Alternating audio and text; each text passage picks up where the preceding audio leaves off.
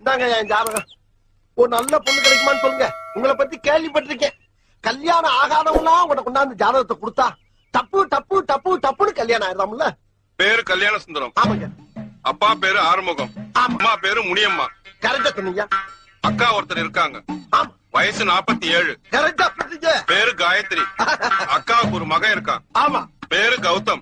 கௌதம் கௌதம். வயசு 27. ஆமா ஆமா 27. உன் வீட்டு விலாசம் சொல்றேன் கேட்டுக்கோ. சொல்லுங்கயா. 3வது குறுக்கு தெரு, லேக் ஏரியா, வள்ளுவர் கோட்டம், எதிர்புறம். ஆமா ஆமா ஆமா. Door number. ஐயோ. பழசு 13, புதுசு 32. ஆமாங்க. மேல சொல்றேன் கேட்டுக்க. சொல்லுங்க சொல்லுங்க.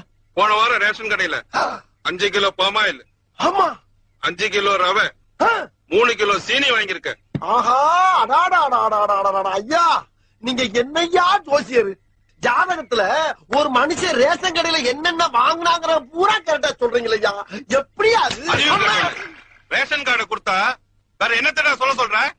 ரேஷன் கார்டா? பின்ன ஜோசியர்ட்ட வரும்போது ஜாதகத்துக்கு பதிலா ரேஷன் கார்டு எடுத்துட்டு வந்திருக்கிய, உனக்கு எல்லாம் எப்படா கல்யாணம் நடக்கும்?